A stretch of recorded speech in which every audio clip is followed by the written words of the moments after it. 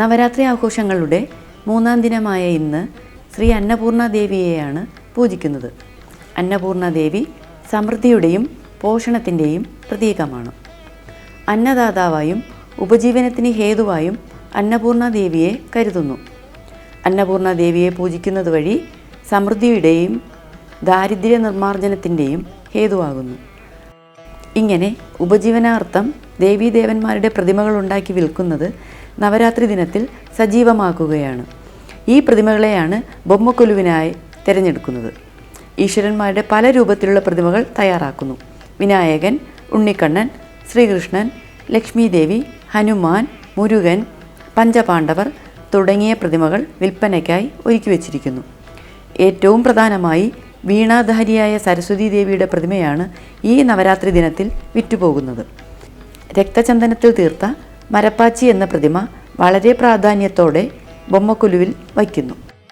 അന്നപൂർണ ദേവിയെ പ്രാർത്ഥിക്കുന്നത് വഴി സമൃദ്ധി, അഭിവൃദ്ധി, ആരോഗ്യം, ക്ഷാമനിർമ്മാർജ്ജനം ഇവ ലഭ്യമാകുന്നു.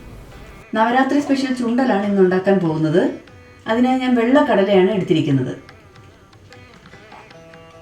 ഈ കപ്പിൻ്റെ അളവിന് 2 കപ്പ് അളവ് ചുണ്ടലാണ് എടുത്തിരിക്കുന്നത്. ഇത് ഞാൻ ഒരു 10 മണിക്കൂറോളം കുതിർത്തതാണ്. 10 മണിക്കൂറോളം കുതിർത്ത കടലയാണ്.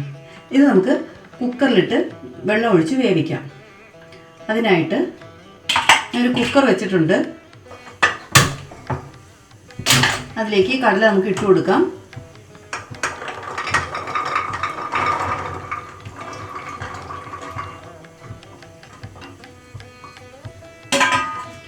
ഈ കടല മുങ്ങി നിൽക്കുന്ന അളവിൽ വെള്ളം ഒഴിച്ചു കൊടുക്കാം.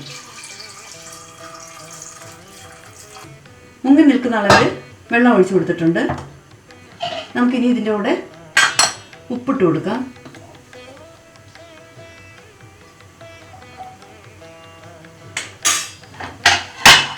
ഇത് അടച്ചു വെച്ച് വേവിക്കാം. ഒരു 5 വിസിലെങ്കിലും കേൾക്കണം. പിന്നെ ഓരോരുത്തരുടെ കുക്കറിൻ്റെ ഇതനുസരിച്ച് വിസിൽ കൂടുകയോ കുറയുകയോ ചെയ്യാം. ഞാനൊരു 5 വിസിൽ കേൾക്കുന്ന വിധത്തിലാണ് ഇത് വെച്ചിരിക്കുന്നത്. 5 വിസിൽ കേട്ട് കഴിഞ്ഞു.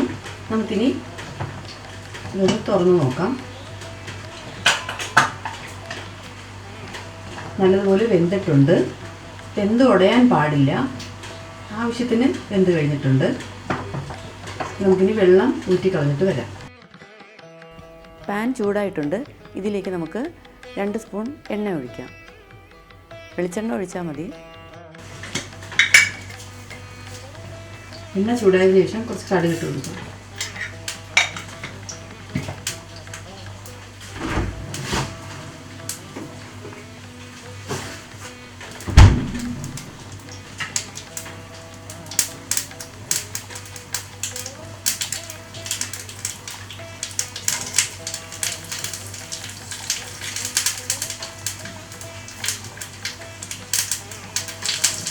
കറിവേപ്പില,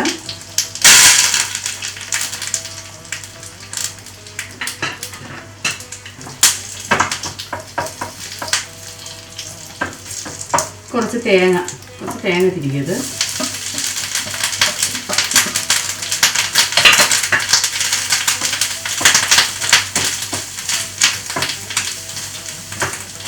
ഒന്ന് ഇളക്കി കൊടുക്കാം.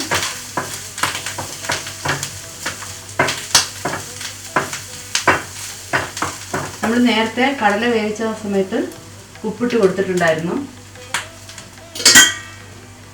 ഇപ്പം ഒരു ചെറിയൊരു നുള്ളു പോലെ ഉപ്പ്.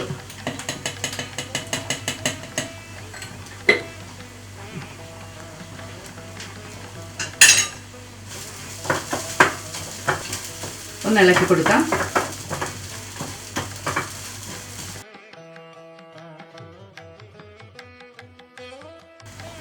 വേവിച്ച കടല ഇതിൻ്റെ വെള്ളം ഊറ്റി കളഞ്ഞിട്ടുണ്ട്. ഇത് നമുക്കിതിലോട്ട് ഇട്ട് കൊടുക്കാം.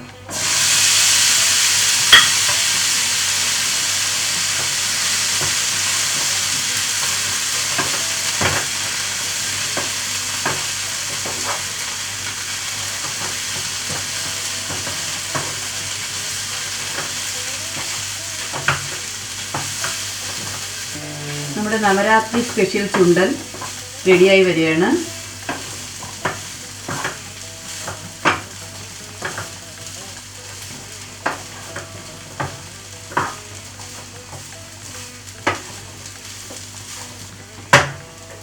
സ്റ്റവ് ഓഫ് ചെയ്യാം. നമുക്കിതിനെ ഒരു പാത്രത്തിലേക്ക് മാറ്റാം.